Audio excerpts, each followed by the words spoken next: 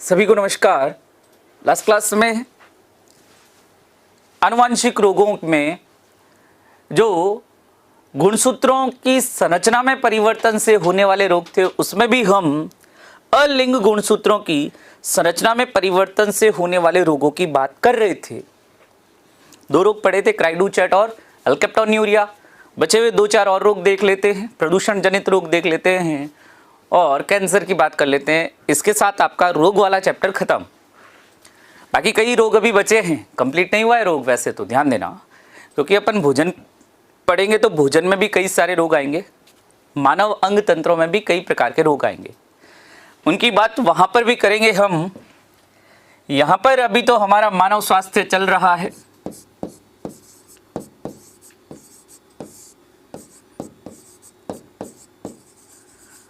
और इसमें हम आनुवांशिक रोग पढ़ रहे थे, जेनेटिक डिसऑर्डर पढ़ रहे थे,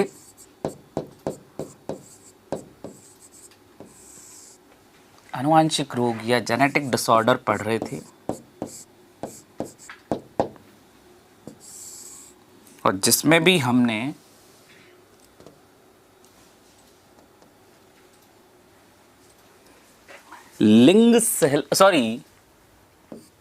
गुणसूत्रों की,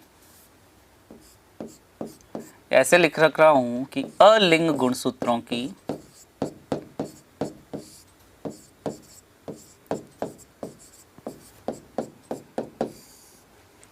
संख्या में परिवर्तन से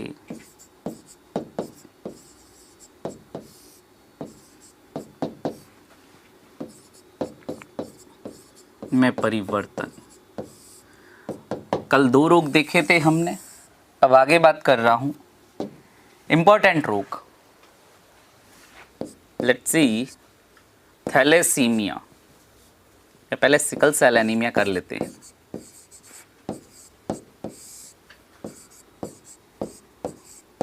सिकल सेल एनीमिया,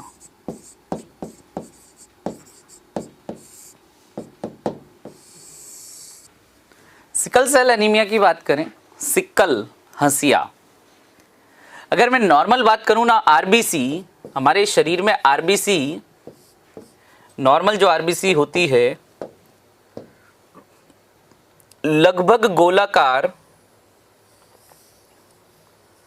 साइड में से देखने पर तो देखो ये इस तरह से, साइड में से देखोगे तो इस तरह से, बिल्कुल साइड से देखोगे तो इस तरह से डंबल के आकार की दिखेगी, ऊपर से देखोगे तो ये इस तरह से गोलाकार दिखती है। ये ऐसी कब दिखेगी ये बता दूं। देखो, आटा लो, आटे की गोल बॉल बनाओ, ठीक है, और फिर उस बॉल को अपने दोनों उंगलियों के बीच में पकड़कर बीच में से दबा दो, जिससे क्या होगा, ये बॉल थी बीच में से दबा दी तो ये बीच में से ऐसे दिख रहा है, द्विअवतलाकार होती है आरबीसी हमारी, ऊपर से देखने पर गोल दिखती है।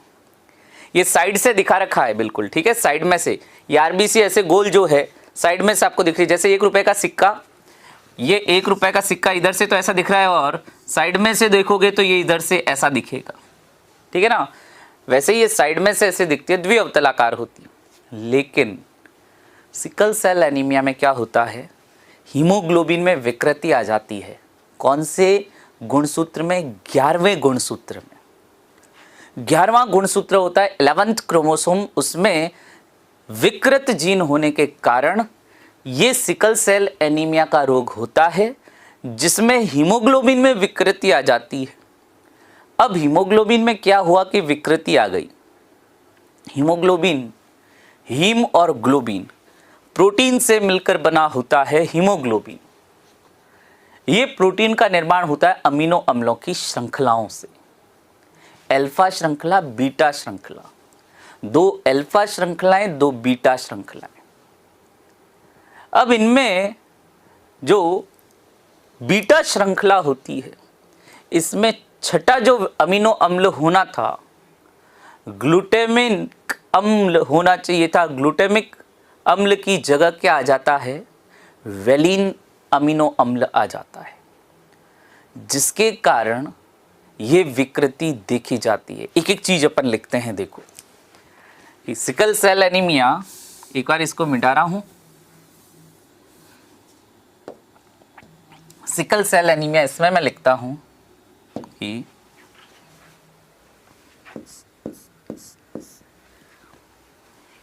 इस रोग में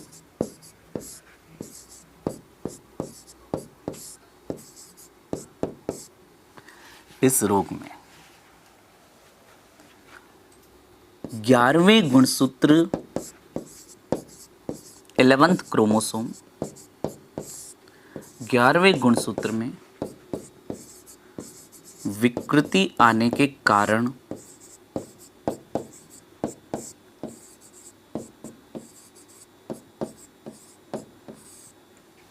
कारण आरबीसी हंसिया होता है ना, घास वगैरह काटने के लिए, फसल वगैरह काटने के लिए इस शेप का होता है, ठीक है। तो ये हंसिए के आकार की आरबीसी दिखाई देने लगती है इस तरह से। तो लिख सकते हैं कि कारण आरबीसी हंसिए सिकल शेप्ड,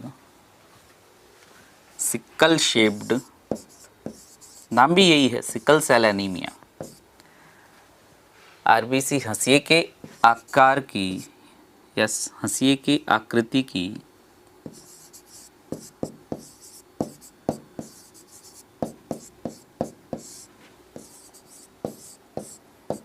की दिखाई देती है।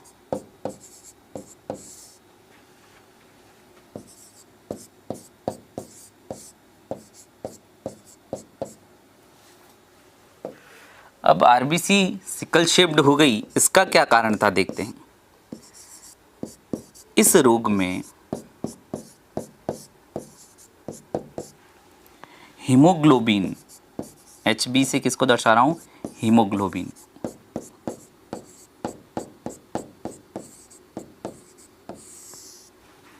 हीमोग्लोबिन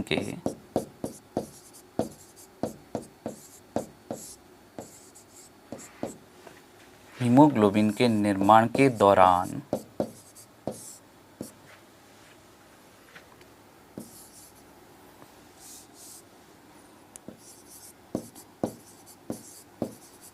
अमीनो अम्लों की बीटा श्रृंखला में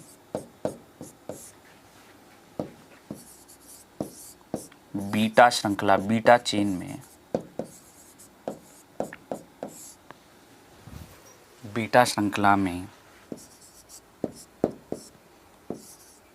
छठे स्थान पर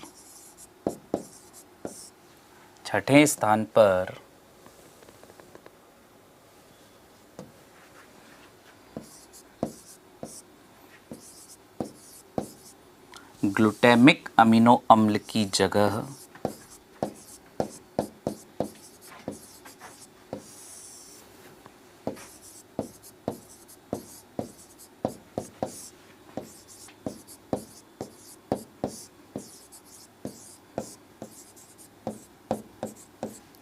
वैलीन अमीनो अम्ल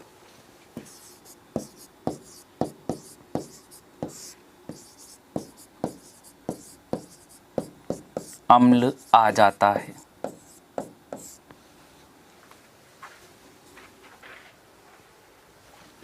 वैलीन अमीनो अम्ल आ जाता है,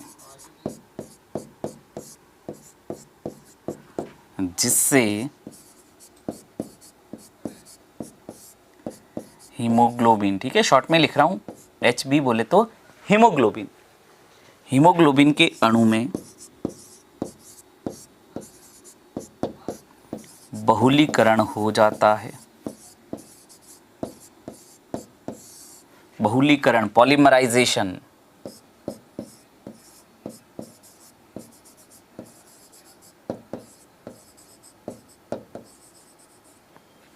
बहुलीकरण या पॉलीमराइजेशन हो जाता है या होता है,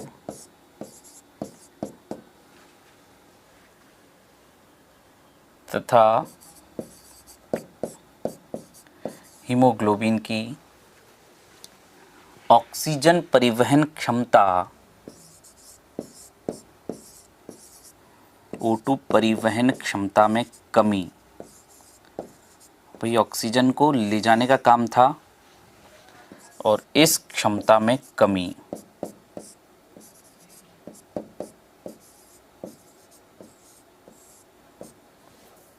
ये सिकल सेल एनीमिया की हमने बात की। बिल्कुल हंसिए के आकार की आरबीसी हो जाती है और ऐसी आरबीसी का निर्माण क्यों हुआ? विकृत हीमोग्लोबिन के कारण। और हीमोग्लोबिन में विकृति आई थी, हमने देखा बीटा श्रृंखला में ग्लूटामिक अम्ल की जगह वेलिन अमीनो अम्ल आ गया। ये बात हमने की। दो तीन जो इम्पोर्टेंट बातें हैं वो मैं आपको अंडरलाइन करवा देता हूँ। एक तो आरबीसी सिकल शेप्ड हो गई, हंसिए के आकार की, ठीक है, सिकल शेप्ड हो गई। इसमें बीटा चेन जो होती है एमिनो एसिड्स की, भाई हीमोग्लोबिन का निर्माण, मैंने कहा ना हीम प्लस ग्लोबिन। ग्लोबिन क्या है? प्रोटीन है। इस प्रोटीन का निर्माण होता है अमीनो अम्लों से जुड़ जुड़कर। कई अमीनो अम्ल जुड़ते हैं तो प्रोटीन बनता है।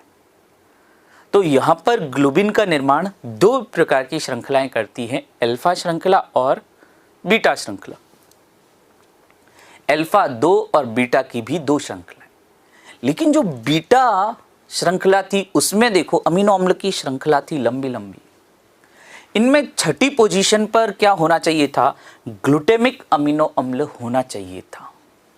लेकिन इस ग्लूटामिक अमीनो अम्ल की जगह क्या आ गया? वेलिन अमीनो अम्ल। यानी कुछ न कुछ तो अब इसका डिफेक्ट पड़ेगा। जो आना चाहिए था वो तो आया नहीं, कोई दूसरा और आ गया वहां पर। तो ऐसे में क्या होता है? हीमोग्लोबिन तो बनेगा लेकिन उस हीमोग्लोबिन में क्या हो जाएगा? आपस में जुड़कर बिल्कुल कॉइल होकर, बिल्कुल कुंडलित होकर पॉलीमराइजेशन यानी बहुलीकरण की क्रिया हो जाएगी। और ऐसा जो डिफेक्टिव हीमोग्लोबिन होगा, अब वो ऑक्सीजन को कैरी करने की क्षमता, ऑक्सीजन का परिवहन करने की क्षमता उसमें नहीं होगी। तो दो तीन इंपॉर्टेंट चीजें जो मैंने बताई ना, जैसे बीटा श्रृंखला में छठे स्थान पर, 6th पोजीशन पर ग्लूटामिक अमीनो अम्ल की जगह वैलिन अमीनो अम्ल आ जाता है, ठीक है। और हीमोग्लोबिन के अणु में बहुलीकरण, पॉलीमराइजेशन की क्रिया हो गई। O2 परिवहन की क्षमता में क्या आ गई? कमी आ गई। हीमोग्लोबिन की विकृति, कौन सा गुणसूत्र? 11वां गुणसूत्र देखा हमने, 11th क्रोमोसोम। और सेम यही सिकल सेल एनीमिया, इसमें एक फायदा क्या है? देखो, रोग में भी फायदा ढूंढ रहे हैं हम। क्या? कि जिसको सिकल सेल एनीमिया होता है उसको मलेरिया नहीं होता है। कि मलेरिया का जो पैरासाइट होता है प्लाज्मोडियम, अपन ने पढ़ा है। ये प्लाज्मोडियम कहाँ रहता है? या तो लिवर सेल्स में या आरबीसी में। आरबीसी में इसको खाने के लिए कई पोषक पदार्थ मिल जाते हैं। अब ये आरबीसी ही ऐसी सिकुड़ी हुई, बिल्कुल ऐसे समझिए कि खुद आरबीसी के ही दाने दाने पर मोहताज हो रही है आरबीसी। तो ऐसे में ये दूसरे का क्या पोषण करेगी? तो धीरे धीरे प्लाज्मोडियम का ऐसी आरबीसी में ग्रोथ नहीं होती। तो जिसको सिकल सेल एनीमिया होता है उसको मलेरिया नहीं होता। लेकिन मलेरिया होना पोसाएगा? ये नहीं पोसाएगा। यानी ये भारी पड़ जाता है इलाज इसका बहुत। भाई वैसे तो देखा जाए इलाज है नहीं। ऐसे बच्चों में लगातार हमें क्या करना पड़ता है? ब्लड ट्रांसफ्यूजन करना पड़ता है। क्योंकि इसमें तो जब भी हीमोग्लोबिन बनेगा, आरबीसी बनेगी, हर बार आरबीसी के अंदर विकृत हीमोग्लोबिन होगा। तो ऐसे बच्चों में समय समय पर हमें ब्लड ट्रांसफ्यूजन करना पड़ता है, तब वो बच्चे सर्वाइव कर पाते हैं, अदरवाइज डेथ हो सकती है। तो सिकल सेल एनीमिया वाले में एक पॉइंट लिख दूं, एक पॉइंट अगली स्लाइड में लिख देता हूं कि सिकल सेल एनीमिया के रोगियों में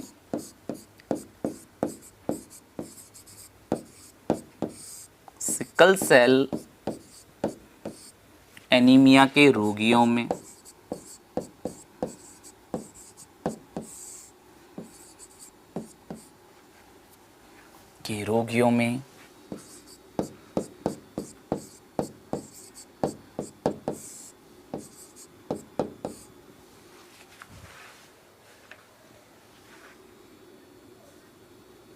मलेरिया के प्रति प्रतिरोधकता पाई जाती है। मलेरिया रोग के प्रति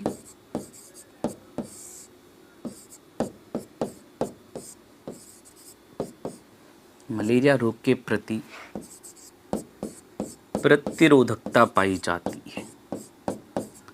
रेजिस्टेंस, प्रतिरोधकता पाई जाती है।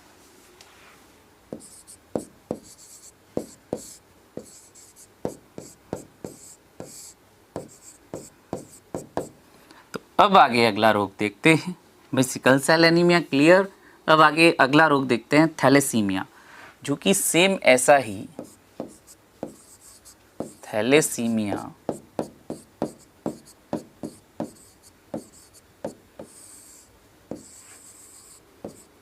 जिसे हम कुली एनीमिया भी कहते हैं, कुलीज एनीमिया।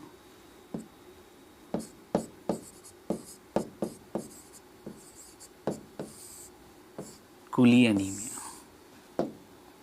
देखें, इस कुली एनीमिया में इसमें भी देखो 11th क्रोमोसोम 11वें गुणसूत्र पर विकार आएगा और यहाँ पर भी हीमोग्लोबिन में विकृति आने से, अब हालांकि शेप तो नहीं बिगड़ेगा, लेकिन ऐसी आरबीसी में भी ऑक्सीजन कैरी करने की क्षमता नहीं होती है।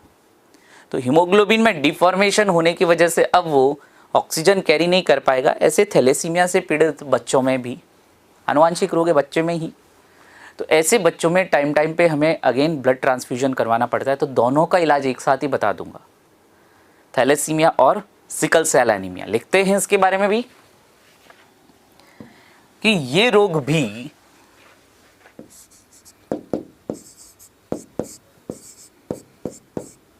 ये रोग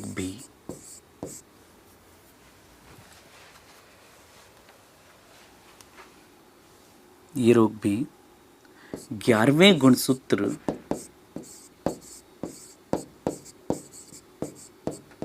पर विकृत जीन के कारण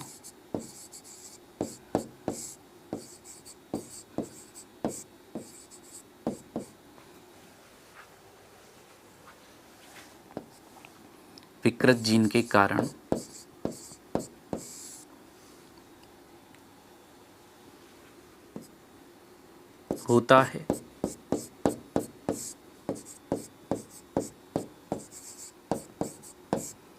इस रोग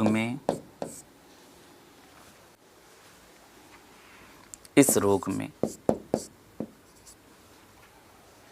विकृत हीमोग्लोबिन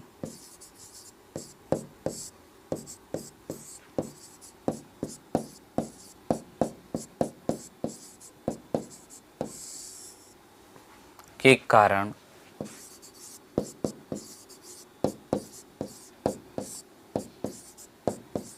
आरबीसी में ऑक्सीजन परिवहन की क्षमता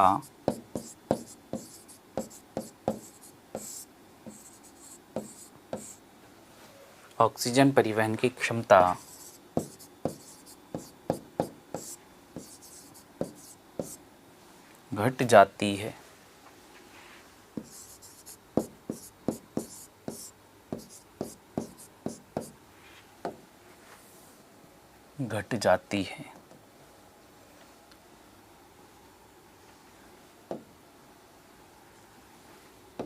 और यहाँ पर अब मैं एक पॉइंट लिख देता हूँ कि सिकल सेल एनीमिया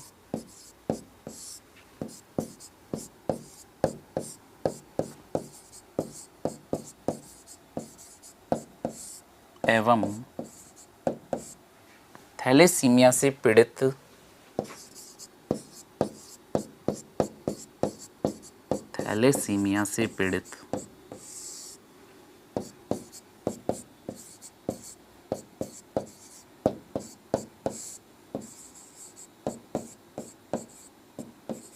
व्यक्तियों में या रोगियों में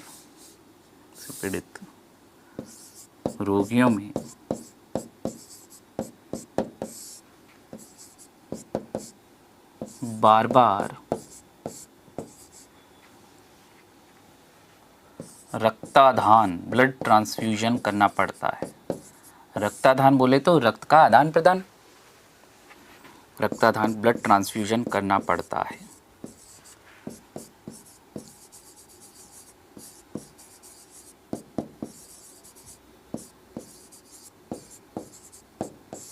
करना पड़ता है।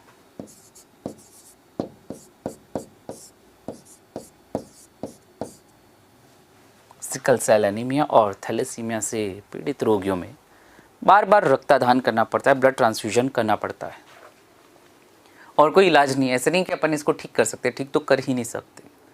आनुवांशिक रोगों का कोई इलाज नहीं होता। तो एक हमारे पास ये है कि बच्चे को हम ज़्यादा समय तक जिंदा रखना चाहते हैं तो लगातार थोड़े थोड़े समय से इनका पूरा ब्लड चेंज किया जाता है, ठीक है। एक तरफ से ओल्ड ब्लड को रिमूव किया जाता है और नया ब्लड चढ़ाते रहते हैं, तब जाकर नए ब्लड में क्या होगा, उनको कुछ अच्छी या सही आरबीसी मिल जाएंगी, ठीक है। और नॉर्मली अपन देखते भी आरबीसी का जीवन काल 120 दिन होता है, तो काफ़ी टाइम तक ये जो हमने ब्लड उनके अंदर डाला है वो उनको जिंदा रखने में सहायक होता है। बाकी इलाज तो दोनों का ही नहीं है, ठीक है। बहुत ज़्यादा ऐसे कई बार देखते हैं हम, ऐसे उत्परिवर्तन हो जाते हैं। कई बार क्या होता है, अचानक सडनली कोई पहले पता नहीं होता और बच्चे में अचानक, यानी माता पिता तो स्वस्थ थे और बच्चे में आ गया। कई बार ऐसे ये रोग कई बार मैंने कहा ना उत्परिवर्तन के कारण हो जाते हैं। डीएनए में अचानक चेंज हो गया और अचानक चेंज होने के कई कारण हो सकते हैं। कुछ केमिकल्स ऐसे होते हैं जो उत्परिवर्तन को प्रेरित करते हैं, म्यूटाजेंस कहलाते हैं। एक्स रेज होती है ना, एक्स विकिरण है, वो भी म्यूटाजेंस होती हैं। एक्स रेज के संपर्क में ज़्यादा रह जाएं तो भी हमारे कोशिकाओं में उत्परिवर्तन हो सकता है, डीएनए और जीन में चेंज हो सकते हैं। तो कई बार ऐसे उत्परिवर्तन होने से, म्यूटेशन कहते हैं, उत्परिवर्तन म्यूटेशन, जिनके कारण ऐसे रोग हम देखते हैं। तो ये हमने दो रोग पढ़े, सिकल सेल एनीमिया और थैलेसीमिया। और ऐसे रोग की बात करते जैसे वही अलिंग गुणसूत्रों में संरचना में परिवर्तन कर रहे हैं, तो इसमें मैं आपको पढ़ा रहा हूं गैलेक्टोसीमिया।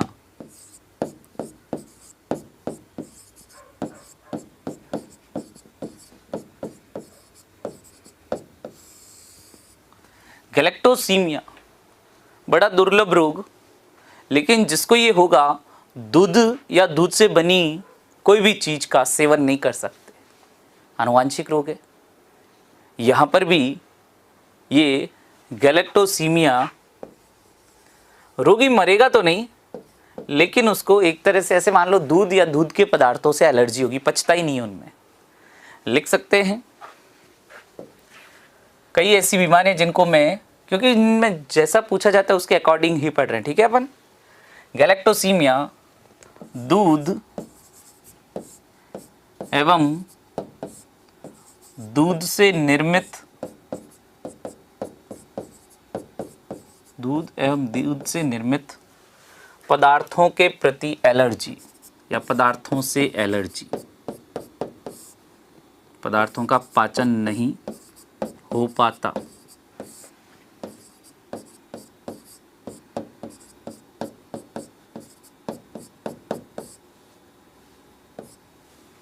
गैलेक्टोसीमिया।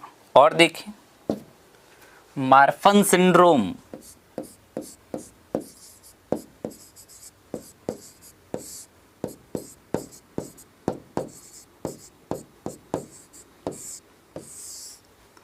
मार्फन सिंड्रोम भी आनुवांशिक रोग है। इसमें संयोजी उत्तक कनेक्टिव टिश्यू,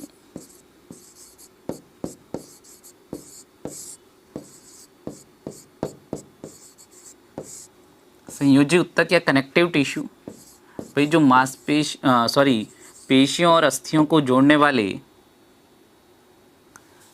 संरचनाएं कनेक्टिव टिश्यू में आ जाएंगे, फाइबर्स वगैरह। कनेक्टिव टिश्यू, ये ऐसे कनेक्टिव टिश्यू या संयोजी उत्तक कमजोर हो जाते हैं।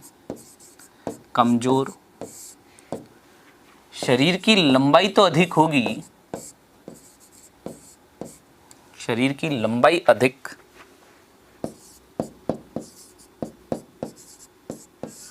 लेकिन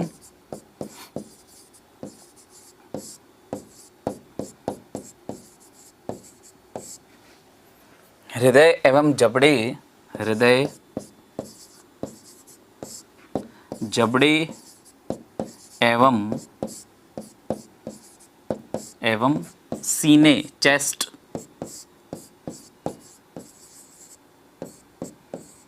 सीने का विकास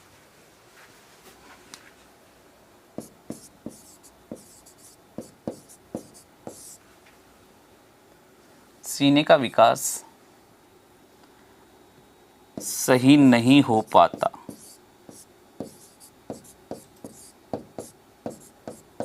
ये भी लाइफ थ्रेटनिंग नहीं है, बस थोड़ा सा शारीरिक विकार जरूर दिखाई देगा। और अब्राहम लिंकन को मार्फन सिंड्रोम था, ठीक है, लेकिन वो सरवाइव किया उन्होंने, ठीक है, काफ़ी लंबे तक समय तक भी जीवित रहे थे। लाइफ थ्रेटनिंग नहीं है, बट हाँ शरीर में कुछ विकृतियाँ दिखाई देती है। कई बार जैसे हार्ट के वॉल्व्स में प्रॉब्लम आ जाती है, ये जो फाइबर्स वगैरह हैं संयोजी ऊतक, वो क्या होते, कमज़ोर होते हैं। लंबाई तो बहुत अधिक है, लेकिन जबड़े का विकास भी ढंग से नहीं हुआ। यानी जबड़ा थोड़ा लंबा दिखेगा, लेकिन उसके अंदर जो दांत होते हैं, दांत बिल्कुल टेढ़े मेढ़े, यानी क्राउडेड टीथ दिखाई देते हैं, टेढ़े मेढ़े दांत दिखाई देते हैं। ये सब इस मार्फन सिंड्रोम के लक्षण हैं। और भी ऐसे, क्योंकि ये चूंकि ध्यान देना, सारे ये जो जेनेटिक्स डिसऑर्डर जो इम्पोर्टेंट है उनको एक बार कंसोलिडेट करके एक साथ बता रहा हूँ, देखना। गैलेक्टोसीमिया, मार्फन सिंड्रोम, इसके बाद देखते हैं पीटीसी अस्वादक।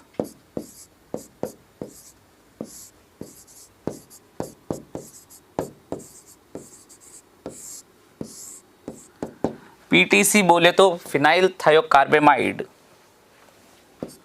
पीटीसी।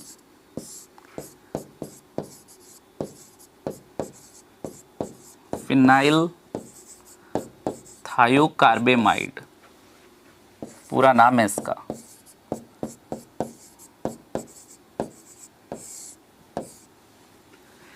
के स्वाद का पता नहीं चलता।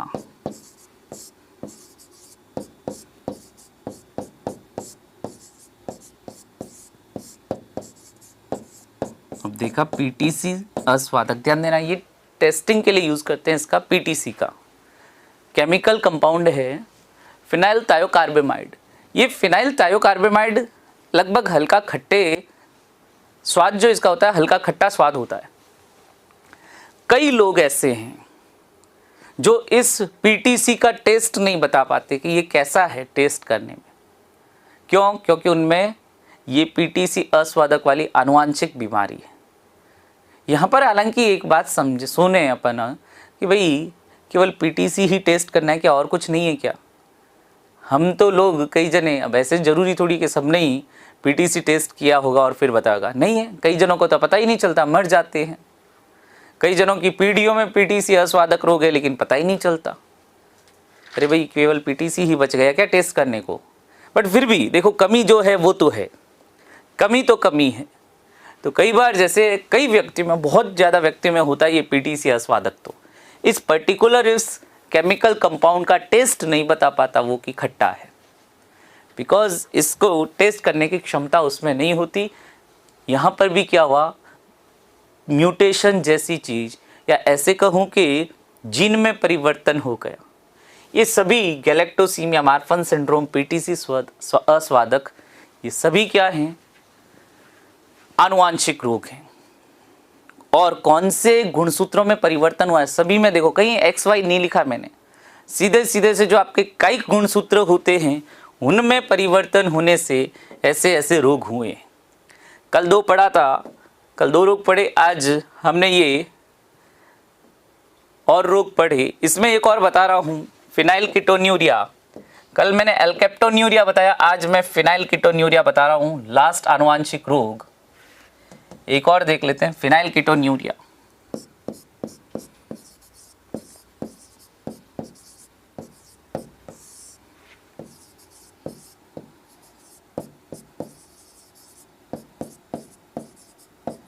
एक और देख लो, पीछे यूरिया आ गया, यानी मूत्र में ही प्रॉब्लम होगी। तो इसमें लिख सकते हैं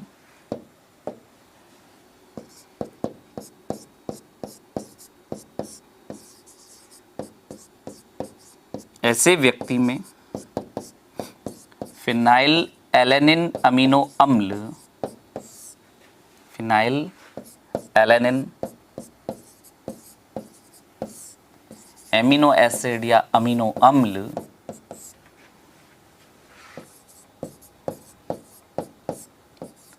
टायरोसिन अमीनो अम्ल में परिवर्तित नहीं हो पाता है।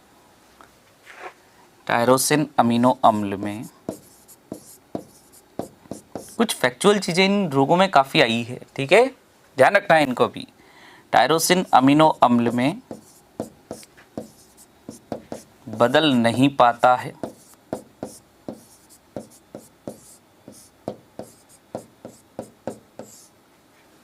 बदल नहीं पाता है।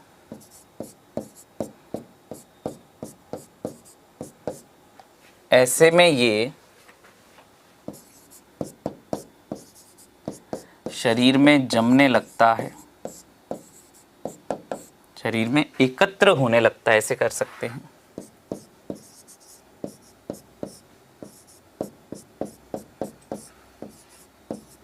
तथा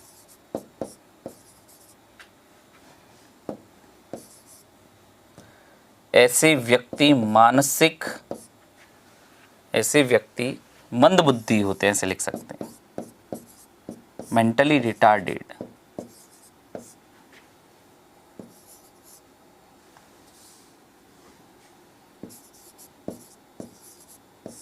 मंदबुद्धि होते हैं।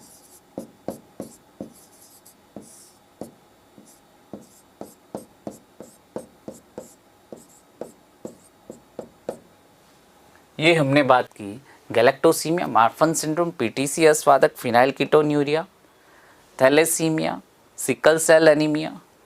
कल भी दो बात की थी अपन ने, दो रोगों की, एक तो कैटक्राई सिंड्रोम या क्राइडुचेट सिंड्रोम और एलकेप्टोन्यूरिया जिसमें मूत्र काला आ रहा था। ये सभी आनुवांशिक रोगों की हमने बात की और आनुवांशिक रोगों का इलाज संभव नहीं है, ठीक है। फ्यूचर में जब जीन थेरेपी पॉसिबल हो पाएगी तब हम इन सभी रोगों का इलाज कर पाएंगे। जीन थेरेपी में क्या करते हैं, जो विकृत जीन होता है या तो उसको रिप्लेस कर दिया या इसको रिमूव कर दिया या उसी जीन को सुधार दिया, ये होती है जीन थेरेपी। तो दो लाइन में जीन थेरेपी के लिए लिखवा देता हूँ, हालांकि अभी नहीं होती वर्तमान में, लेकिन फ्यूचर में डेफिनेटली होने लगेगी। तो लिख सकते हैं, यहाँ पर नोट लगा के लिखते हैं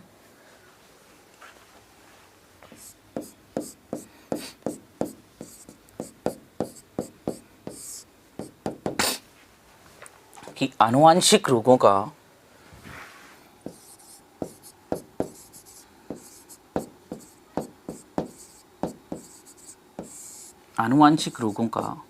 उपचार आनुवांशिक रोगों का उपचार संभव नहीं है।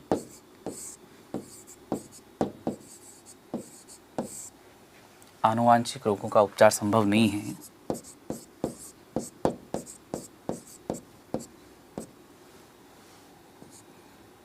हालांकि भविष्य में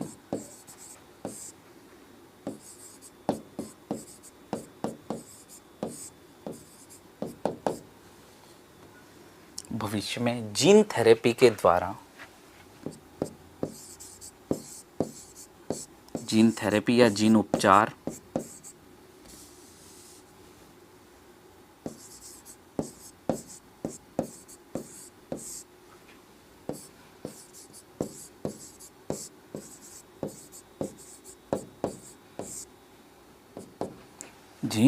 के द्वारा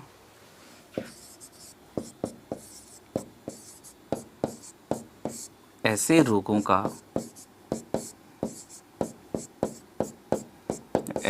को ठीक किया जा सकेगा।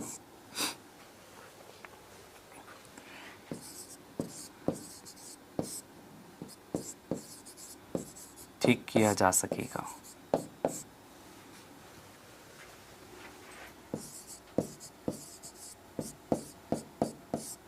इसी में नोट में ही एक और पॉइंट लगाते हैं कि जीन उपचार में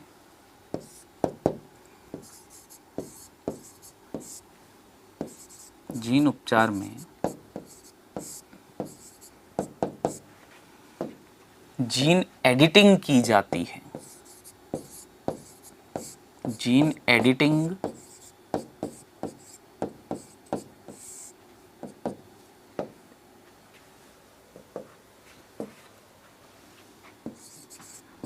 की जाती है,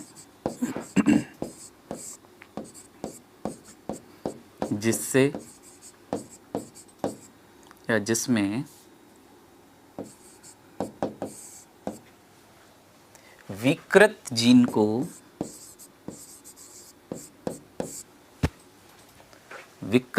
को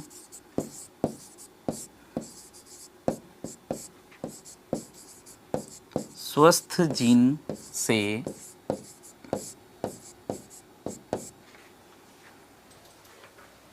बदला जा सकता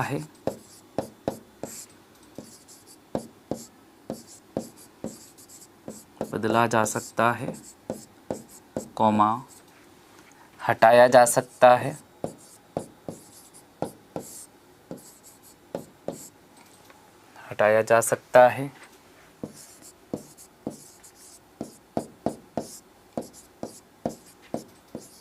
या सुधारा जा सकता है।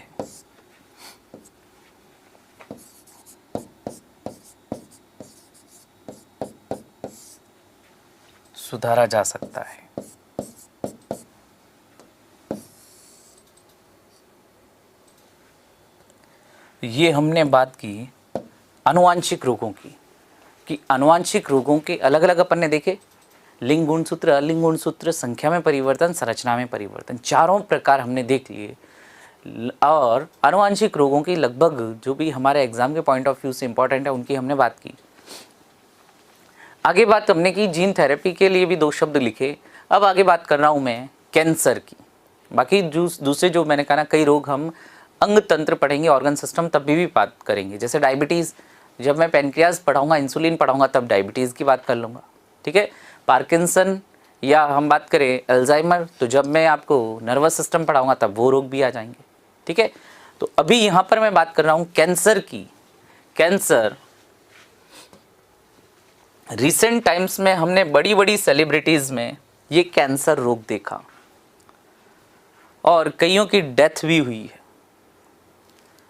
ऋषि कपूर, इरफान खान में तो बहुत रेयर न्यूरो एंडोक्राइन ट्यूमर था। और भी देखें कई ऐसी, जैसे अपन ने बात करें मनोहर पर्रिकर, और भी जैसे हम बात करें कई ऐसी बड़ी बड़ी सेलिब्रिटीज़ में हुआ है, कई ट्रीटमेंट ले रहे हैं, कईयों का ट्रीटमेंट चल रहा है। कैंसर बहुत कॉमन हो चुका है आजकल की लाइफस्टाइल की वजह से। लाइफस्टाइल में हम रिफाइंड ऑयल का यूज़ करते हैं। अब कई बार क्या होता है, जैसे मैंने कहा ना, घर में तो हम जो भी चीज़ बनाते हैं हमें पता है हमने उसमें क्या डाला है। बाहर जाते हैं आजकल तो चलो फिर भी कोरोना की वजह से बाहर खाना पीना लोगों ने कम किया है, लेकिन जब हम बाहर खाना खाते हैं हमें नहीं पता कि जो हम फ्रेंच फ्राई खा रहे हैं वो किस ऑयल में फ्राई की हुई है, उस ऑयल का कितनी बार यूज़ किया गया है। ये जो जंक फूड होता है, जो सारे आपके जो चाइनीज़ खाना होता है ना भाई, चाइनीज़ फूड, और जो भी आपके जैसे फास्ट फूड, ये सभी जंक फूड कहलाते हैं। मोटापा बढ़ाते हैं, कई रोग बढ़ाते हैं। और इनमें भी मैंने कहा ना कि हमें नहीं पता रहता क्या क्या उनमें उन्होंने मिलाया है। आप यकीन नहीं करेंगे, आज से कुछ साल पहले की बात बता रहा हूँ। जयपुर में हम, क्योंकि देखो हम क्या करते हैं कि बड़े बड़े ब्रांड के नाम देखते हैं, सोचते हैं यार वो तो अच्छा होगा। ये ठेले वाले तो फिर भी पता नहीं क्या खिलाते होंगे, बड़े हम ब्रांड के यहाँ जाते हैं, मैकडी के यहाँ जाते हैं। मैकडी में हमें बहुत अच्छा खाने को मिलेगा। मैकडी में 90% लोग जो जाते हैं फ्रेंच फ्राई ज़रूर खाते हैं, सस्ता आता है, कोल्ड ड्रिंक के साथ खा लेते हैं, अच्छा भी लगता है। लेकिन मैकडी में, जयपुर में मैं बता रहा हूँ, जयपुर में मैकडी के एक आउटलेट पर छापा पड़ा, फूड डिपार्टमेंट के वहाँ पर कार्रवाई की गई। पता करते उनको हक है कि कहीं पर भी जाकर जहाँ पर एडिबल आइटम्स या जहाँ पर भी खाना या खाने जैसी कोई भी दूसरी वस्तु का निर्माण किया जा रहा है तो उसको वो चेक कर सकते हैं। उनके पास इतना हक है।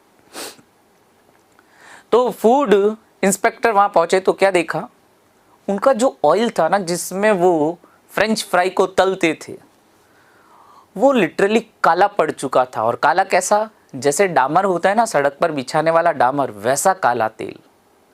और उस तेल में ही वो लगातार, क्योंकि होता क्या है देखो, ऑयल को जनरली जब अपन उसमें कुछ फ्राई कर लेते हैं तो धीरे धीरे ऑयल की जो क्वालिटी होती है धीरे धीरे खराब होती जाती है। उसमें कई ऐसे पदार्थ बन जाते हैं जो कार्सिनोजेंस कहलाते हैं। अब कार्सिनोजन ऐसे पदार्थ जो कैंसर को उत्पन्न करते हैं, ये पदार्थ कार्सिनोजेंस कहलाते हैं। और ऐसे ही तेल, भाई तेल का थोड़ा बहुत अंश तो रहेगा ना उसमें, फ्रेंच फ्राई में ऑयल तो रहता ही है। अब ऐसा ऑयल जब हम खाएंगे तब क्या होगा।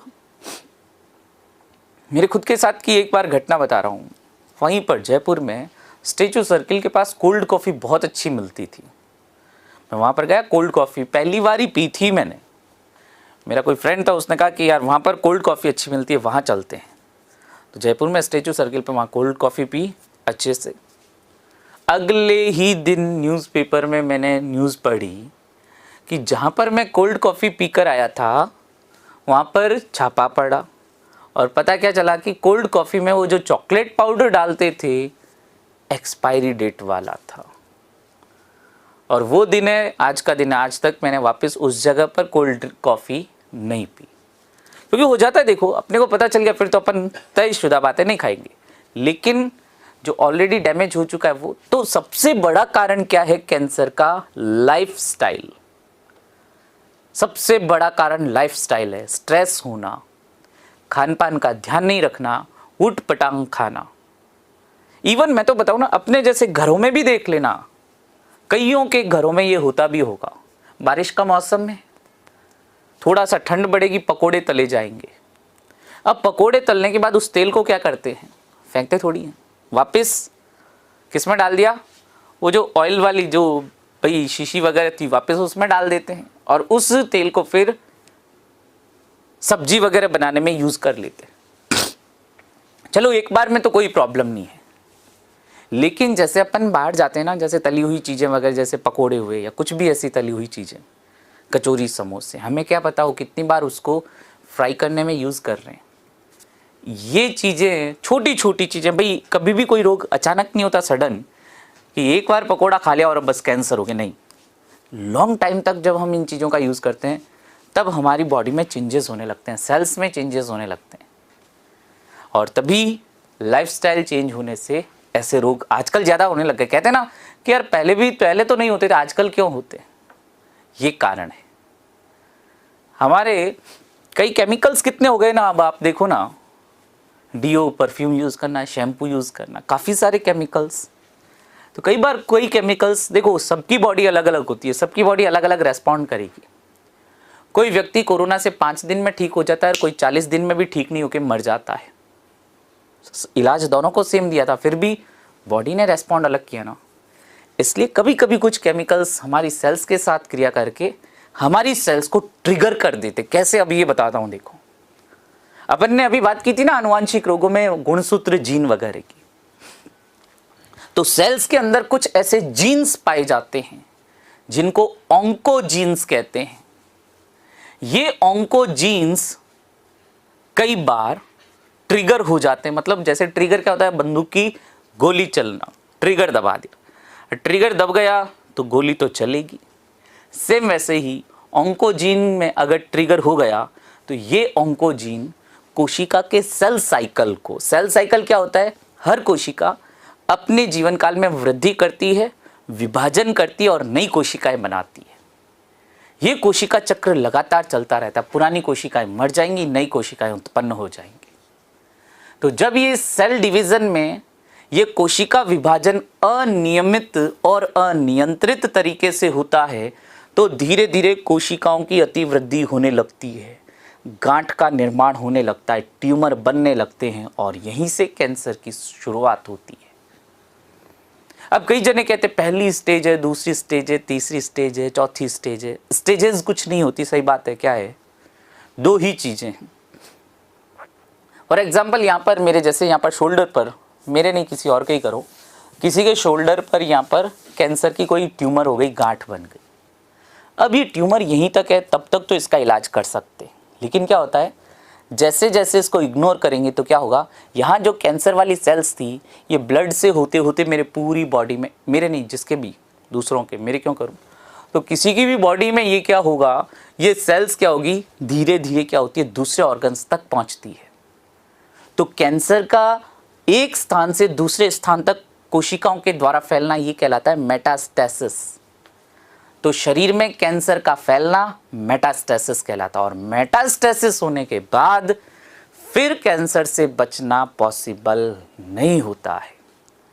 कई बार देखते हैं लोग ट्रीटमेंट करवा कर आ जाते हैं और वापस हो जाता है। इसका कारण क्या है, एक भी सेल अगर कैंसर ग्रस्त कोशिका एक भी अगर शरीर में बच गई, दोबारा कैंसर हो जाता है। कैंसर का ट्रीटमेंट है लेकिन सक्सेस रेट थोड़ी कम है, जिसकी वजह से वापस कैंसर होने का खतरा बराबर बना रहता है। डिफरेंट ऑर्गन्स के कैंसर को भी अलग अलग कहते हैं, जैसे स्किन का कैंसर मेलानोमा कह देते हैं या कार्सिनोमा कह देते हैं। लिम्फ ग्रंथियों का कैंसर लिम्फोमा कहलाता है। ब्लड कैंसर ल्यूकेमिया कहलाता है।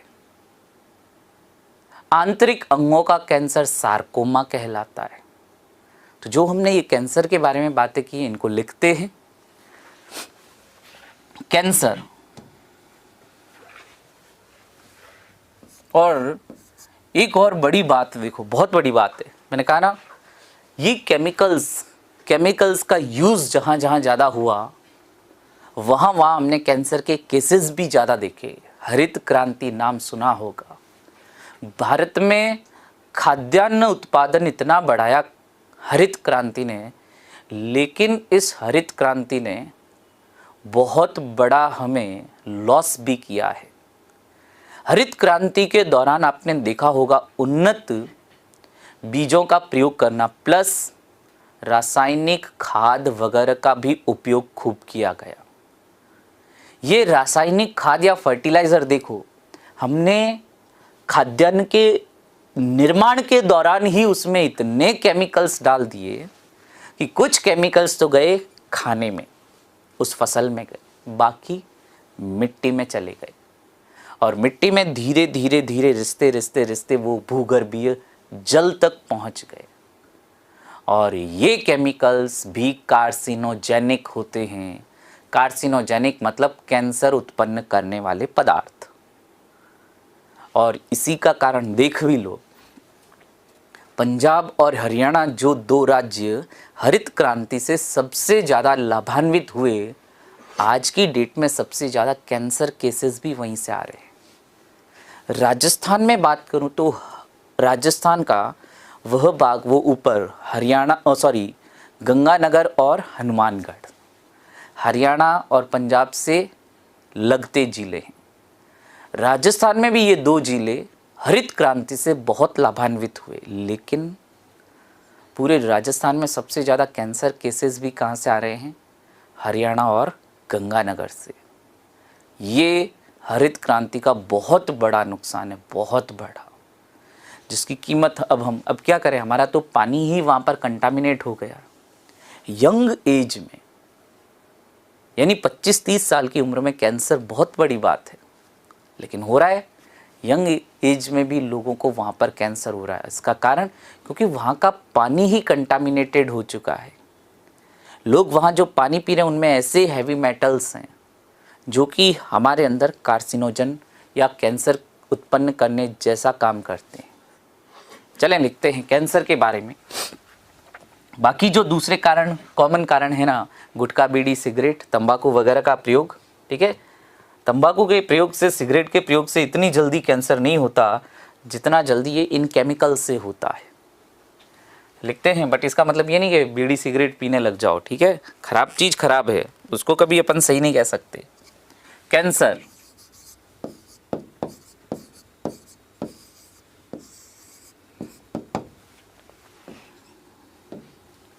इसमें लिख सकते हैं शरीर में कोशिकाओं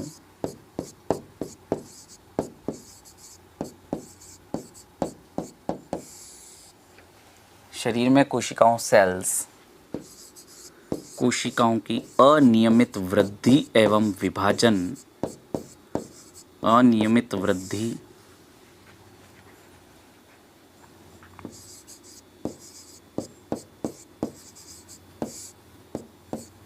एवं विभाजन से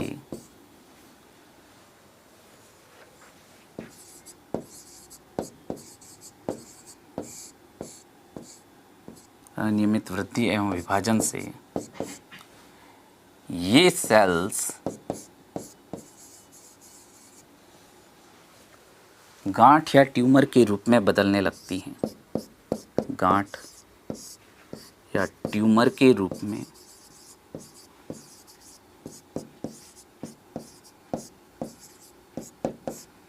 गांठ या ट्यूमर के रूप में बदलने लगती है।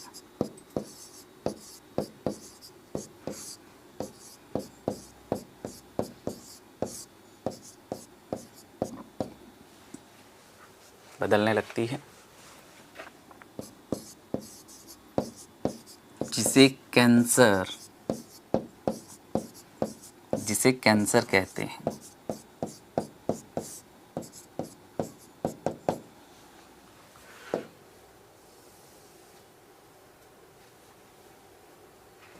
इस गांठ में उपस्थित कैंसरग्रस्त कोशिकाएं इस गांठ में उपस्थित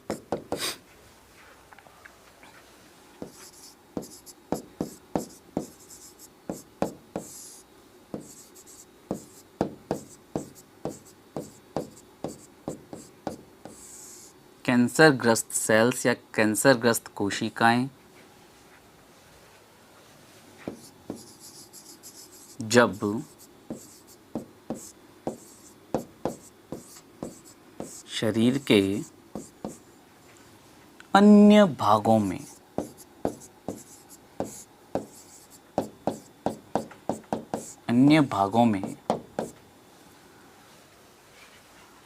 पहुंचकर या पहुंचती है तो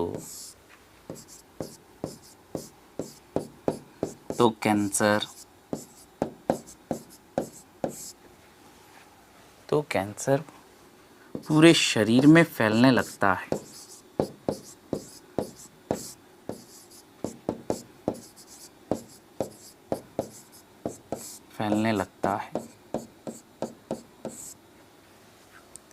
जिसे मेटास्टेसिस कहते हैं। जिसे मेटास्टेसिस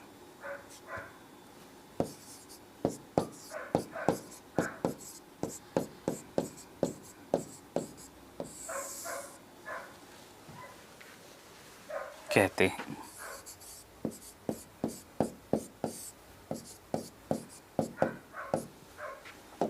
अगला पॉइंट देखते हैं।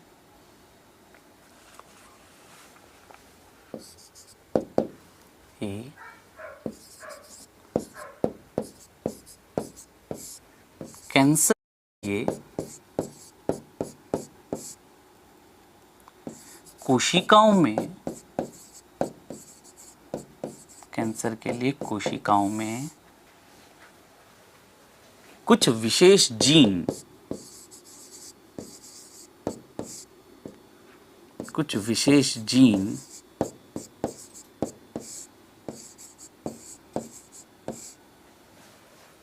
कैंसर के लिए कोशिकाओं में कुछ विशेष जीन भी उत्तरदायी होते हैं।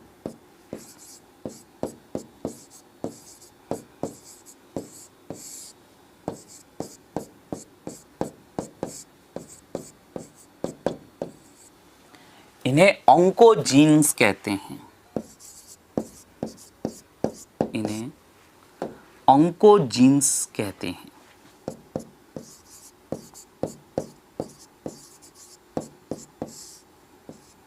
ऑन्कोजीन्स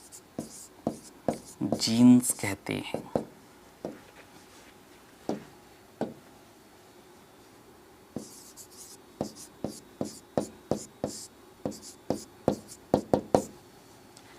ये जीन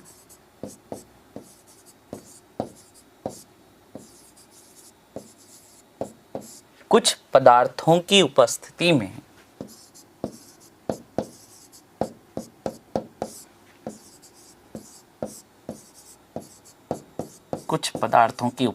में सक्रिय होकर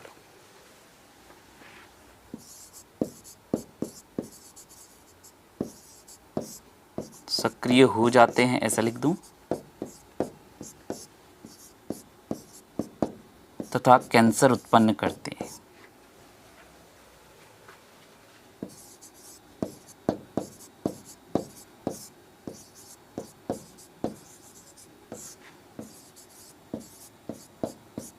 कैंसर उत्पन्न करते हैं। ऐसे पदार्थ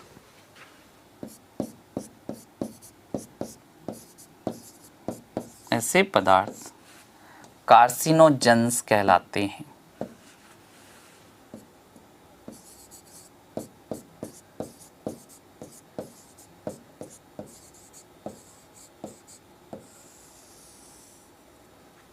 ऐसे पदार्थ कार्सिनोजेंस कहलाते हैं।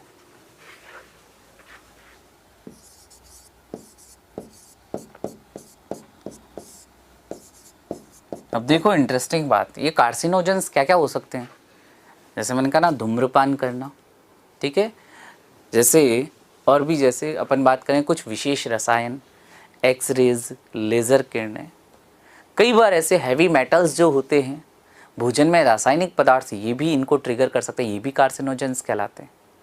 और तो और कई बार ये भी देखा गया बाकायदा कि अगर चप्पल या जूते ढंग के नहीं पहने तो भी कैंसर हो जाता है। सुनने में अजीब लगा ना, होता क्या है, कई बार क्या होता है, कुछ चप्पल या जूते ऐसे होते हैं हमें बार बार किसी एक जगह पर काटते हैं। वो काटते क्या है, मतलब वहाँ पर लगातार वो स्किन के साथ घिसते रहते हैं। जैसे ही हम चलते हैं वहाँ से स्किन घिसती है, स्किन घिसी तो वहाँ से क्या हुआ, सेल्स मर गई। अब सेल्स वापस नहीं बनी, फिर आपने ऐसा जूता या चप्पल पहन लिया, फिर वहाँ से घिसी, फिर कोशिकाएं अपने जीवन काल से पहले ही मर गई और वापस नई कोशिकाएं। कई बार लगातार ऐसा होता है ना, ऐसे में भी कैंसर हो जाता है। डरने की ज़रूरत नहीं है, ठीक है। ऐसे नहीं कि आज ही आपके ऐसे कुछ चप्पल या जूते उनको फेंक दो, होता है लेकिन बहुत कम होता है ऐसा। कारण ये भी है, कई बार तो जैसे धोती पहनते समय टाइट नॉट बांध ली, बहुत कस कर बांध लिया एक ही जगह पर लगातार कई समय तक, जब ऐसे धोती को टाइट बांधते हैं उससे भी कैंसर हो सकता है। यानी अब हमारी एक, तो मैंने कहा ना कि भाई हमारी लाइफस्टाइल ऐसी चेंज हो गई कि अब हमारी बॉडी ऐसे कुछ चेंजेस को टॉलरेट नहीं कर पाती। हमारी बॉडी की वो जो रेजिस्टेंस पावर है वो धीरे धीरे क्या हो गई है, कम हो गई है। हम ज़्यादा किस पे डिपेंड हो चुके हैं, मेडिसिन पर। थोड़ा सा हेडेक हुआ नहीं, मेडिसिन लो, थोड़ा सा जुकाम नहीं हुआ, दवाई लो। तो ऐसे में क्या होता है, नेचर या नेचुरल जो वस्तुएं होती हैं उनका उपयोग, या ऐसे कहूँ एक शब्द में लाइफस्टाइल सुधार कर हम इन चीज़ों को या कैंसर जैसी बीमारियों से कम कर सकते हैं। कैंसर के लिए इंडिया जैसे देशों के लिए बहुत खतरनाक कंडीशन है। हमारे यहाँ क्या होता है, खाने में मिलावट बहुत ज़्यादा है, सही बात है ये। दूध से लेकर सब्जी, फल, तेल, घी, किस किस में मिलावट नहीं है भाई। नाले के गंदे पानी में सब्जियां उगाते हैं, रासायनिक पदार्थों से दूध बनाते हैं, सभी क्या है, कैंसर को न्योता दे रहे हैं हम। तो कई बार ऐसे स्टडीज़ होते हैं, रिसर्च होते हैं, रिसर्च में ऐसे कई बार ऐसे रिपोर्ट्स आई हैं, बहुत डराने वाली रिपोर्ट्स हैं कि आने वाले 25-30 सालों में इंडिया की 80% पॉपुलेशन को कैंसर होगा। ऐसी भी रिपोर्ट्स हैं। पर कोई बात नहीं, फिर भी देखो नेचुरल चीज़ों, अच्छा हुआ कोरोना हुआ, बहुत अच्छा हुआ। हमने ये तो देखा कि बिना पोल्यूशन के हमारी पृथ्वी कैसी लगती है। कुछ 2 महीने के लिए तो पोल्यूशन कम किया, कुछ 2 महीने के लिए हमारी ज़रूरतें कम हुई। हमने बर्गर नहीं खाए तो मर थोड़ी गए, हमने मैकडी में जाकर पार्टी नहीं की, मर थोड़ी गए, बर्थडे पर केक नहीं ला पाए बेकरी से, क्या हो गया। तो घर पर बना लिया ना केक, अच्छा था। अब आपको तो वो टेस्ट मुंह के वो चढ़ावा है कि हमें तो वही चटपटी फटपटी चीज़ें खानी है, तो फिर ऐसी चीज़ों के लिए भी तैयार रहना चाहिए। गुटखे तंबाकू पर प्रतिबंध तो नहीं लगाया, बट फिर भी कोरोना टाइम में कईयों के गुटखे तंबाकू छूट गए, और कई जने जो डेटे थे भाई, जो छोड़ना ही नहीं चाहते। सही बात ये है, चाहो तो आप किसी को भी छोड़ सकते हो, चाहो तो, लेकिन जो छोड़ना ही नहीं चाहते, शराब की दुकानें बंद रही तो मर थोड़ी गए। हालांकि वो अलग बात है कि जिस दिन शराब की दुकानें खुली, ये लंबी लंबी लाइनें, ये लंबी लंबी लाइनें देखी गई। तो ऐसे में फिर हमें इन चीज़ों के लिए तैयार रहना चाहिए। फिर दुख नहीं मनाना चाहिए कि कैंसर हो गया, लक्षण ही ऐसे थे तो होना ही है। लेकिन कई बार मैंने कहा ना, अनफॉर्चुनेटली किसी व्यक्ति ने ज़िंदगी भर कोई नशा नहीं किया, अपनी शुद्ध सात्विक लाइफ गुजारी, बट फिर भी आसपास की जो सब्जियां भी खाता था, जो पानी भी पीता था, वो ऐसा कंटामिनेट था, हो गया कैंसर। तो फिर अब कुतर्क देने वाले ऐसे भी कहते हैं कि सर जब बिना कुछ किए ही कैंसर हो गया तो फिर कुछ करके ही कैंसर करके ही मरे ना। अरे भाई, कुआं है तो कूदने के लिए थोड़ी है। अब जरूरी थोड़ी है कि सर कुआं है तो चलो कूद ही जाते हैं इसमें। ये बातें गलत होती है, ऐसा नहीं करना चाहिए। खैर, तो ये कैंसर के लिए हमने देखा कार्सिनोजेंस। कुछ उदाहरण देखें, देखते हैं।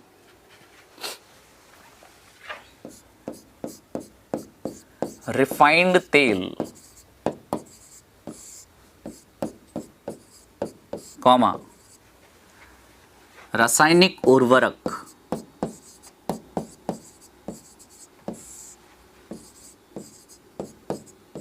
कॉमा, रासायनिक उर्वरक और धूम्रपान, तंबाकू,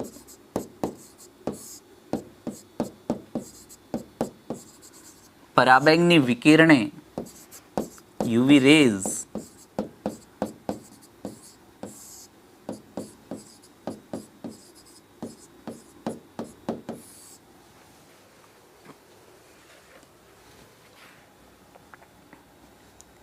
कॉमा, भौतिक चोटें, वो मैंने बताया ना, जूता या चप्पल बार बार काट रहा है, भौतिक चोटें, मुख्य कैंसर उत्पन्न करने वाले या मुख्य कार्सिनोजेंस हैं। ठीक है, कार्सिनोजन वही जो कैंसर उत्पन्न करते हैं, मुख्य कार्सिनोजेंस हैं। ये मेन कार्सिनोजेंस की हमने बात की। अब अलग अलग अंगों के जो कैंसर होते हैं उनकी बात कर रहा हूँ, देखना। ल्यूकेमिया,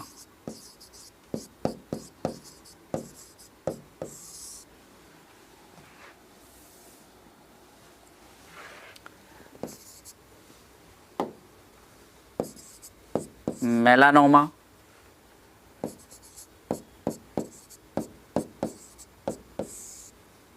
या कार्सिनोमा, बहुत डिफरेंट टाइप के, मैंने कहा ना खूब प्रकार के हैं कैंसर, इतने प्रकार के कि हम खूब केवल कैंसर पढ़ें तो 3 साल निकल जाए।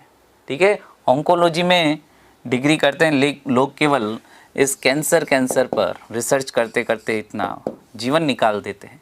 ल्यूकेमिया, मेलानोमा, कार्सिनोमा, सार्कोमा,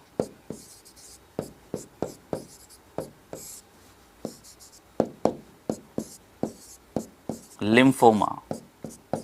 भाई मेरा ऐसी क्लास में इस तरह से पढ़ाने का कोई मकसद ये नहीं है कि मैं आपको डराऊं, लेकिन डर होना चाहिए थोड़ा बहुत। वैसे उम्मीद करता हूं कि मेरी क्लास में जो स्टूडेंट्स हैं वो ऐसे कोई धूम्रपान वगैरह ऐसी कोई चीज़ों का शौक़ नहीं रखते होंगे। अगर फिर भी रखते हो प्लीज़ छोड़ दो इनको। ल्यूकेमिया, ब्लड कैंसर,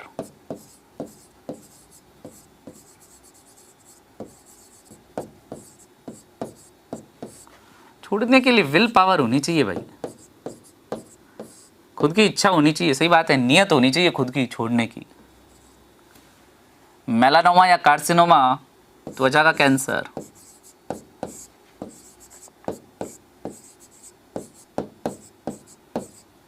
कईयों के अजीब अजीब से तर्क होते हैं, कईयों के होते हैं। मैंने खुद मेरी मेडिकल प्रैक्टिस करते वक्त, हालांकि मैं कोई कैंसर स्पेशलिस्ट नहीं हूँ, बट कई मैंने कैंसर के पेशेंट्स देखे, या कईयों को भाई कैंसर होने से जस्ट पहले, या ऐसे कहें कि बहुत ज़्यादा ओवर यूज़ करते हैं वो खूब सारा। भाई कैंसर जरूरी नहीं कि तंबाकू खाओगे तो सीधा कैंसर ही होगा, दूसरे रोग भी खूब दिखते हैं। तो कईयों को मैं कहता हूँ कि ये छोड़ दो ना, क्या है इसमें। तो कई जनों के तर्क देखो कि अगर मैं सुबह सुबह बीड़ी नहीं पीता, तंबाकू नहीं चबाता, मेरा पेट साफ नहीं होता, मेरे को कब्ज हो जाती। ये सब साइकोलॉजिकल है। अरे यार एक बात बताऊं, अगर आप अपना रूटीन फिक्स करते हो ना सुबह 6 बजे उठने का, आपको लगता है कि यार मैं सुबह जल्दी नहीं उठ सकता, 5 दिन 6 बजे उठकर देखो, छठे दिन अपने आप 6 बजे आंख खुलेगी, अपने आप खुलेगी आपकी आंख। ये पूरा अपना साइकोलॉजिकल खेल है। तो कईयों को लगता है कि यार मैं अगर ये छोड़ दूंगा सिगरेट, मेरा पेट साफ नहीं होगा, या मैं सिगरेट पीता हूं तो मेरी टेंशन कम हो जाती है। पता नहीं कैसे होती है टेंशन, सिगरेट पीने से टेंशन कम कैसे होती है, कोई इसका मेडिकल एविडेंस तो है नहीं। खैर, नहीं करना चाहिए भैया ऐसे। सार्कोमा, आंतरिक अंगों का कैंसर।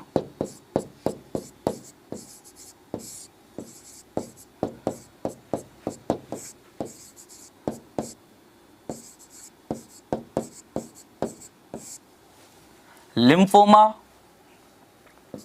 लिम्फ ग्रंथियों का कैंसर।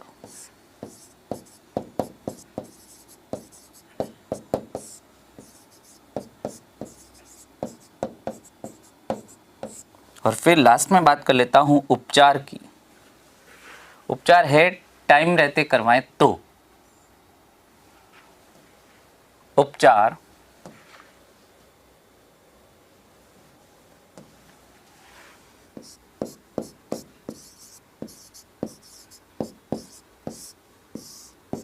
सबसे पहला ही मैं उपचार बता रहा हूं, जीवन शैली में सुधार, लाइफस्टाइल में सुधार।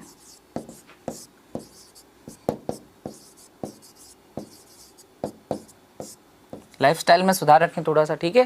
दूसरी कई बार क्या क्रॉनिक डिजीज हो जाती है, डायबिटीज वगैरह, तो ऐसे में काफ़ी संभावना रहती है कैंसर ट्रिगर होने की, ठीक है। जीवन शैली में सुधार। और देखें,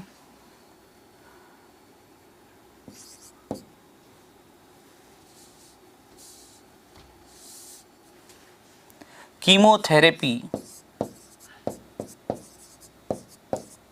रेडियोथेरेपी,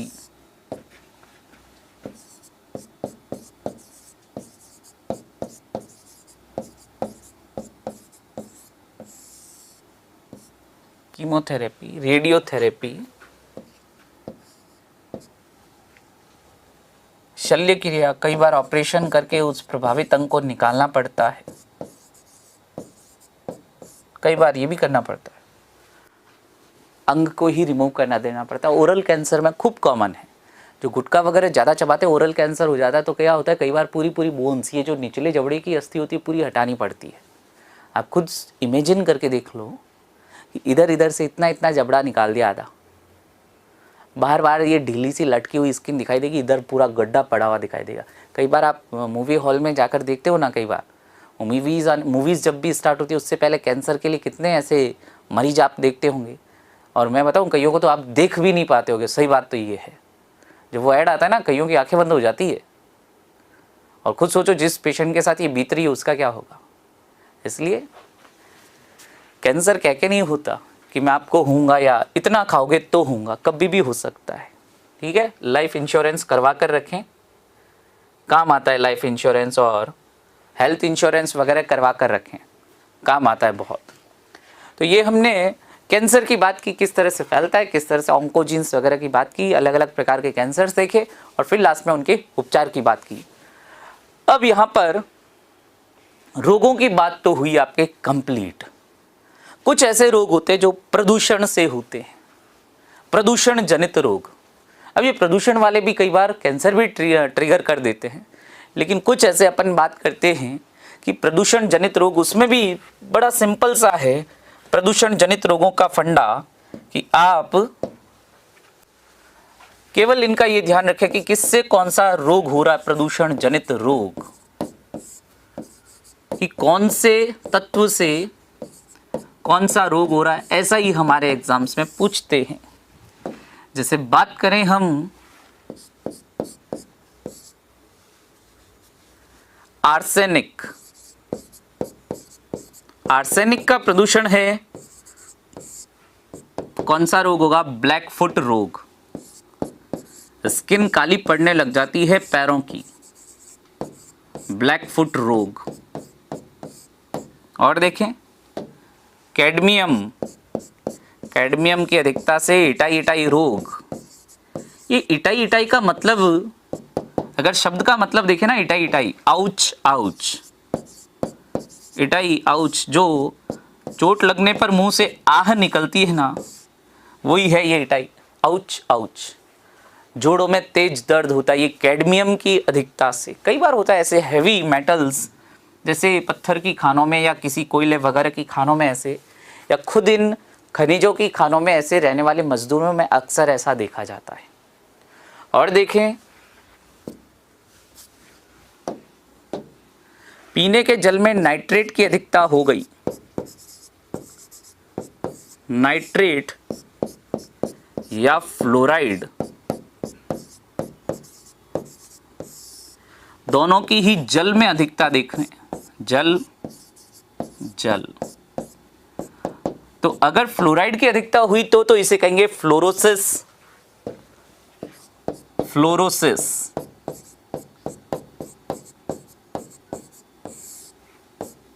दांत पीले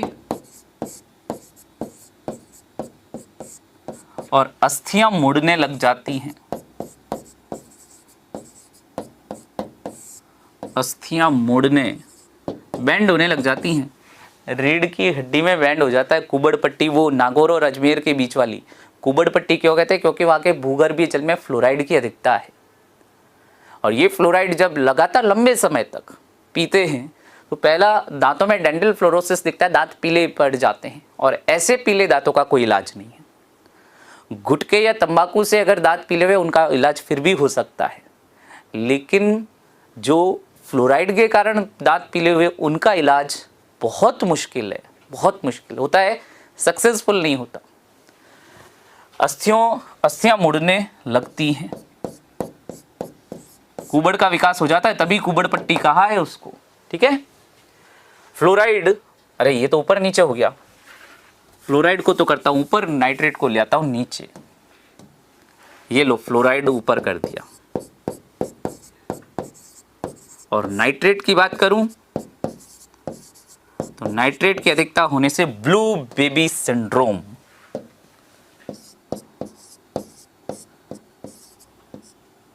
ब्लू बेबी सिंड्रोम,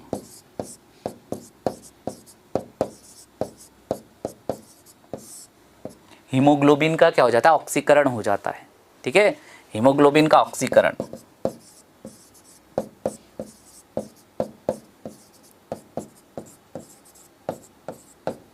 और देखें सिलिका की अधिकता हो गई, खासतौर से जो पत्थर वगैरह की चट्टानों में काम करने वाले मजदूरों में देखा जाता है सिलिकोसिस,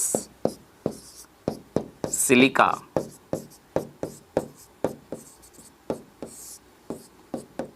जोधपुर के आसपास तो बहुत बड़ा मुद्दा है, जोधपुर के आसपास के क्षेत्रों में जो पहाड़ी क्षेत्र है, जहाँ भाई पत्थर की खदानें हैं, वहाँ पर पत्थर को काटते समय, उसको निकालते समय मशीनें चलती है, तो जो पत्थर बिल्कुल चूरे के रूप में, बिल्कुल पाउडर के रूप में वहाँ पर आसपास फैला रहता है।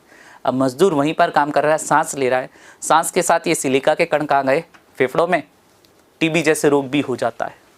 तो लिख सकते हैं सिलिका की अधिकता, सिलिकोसिस।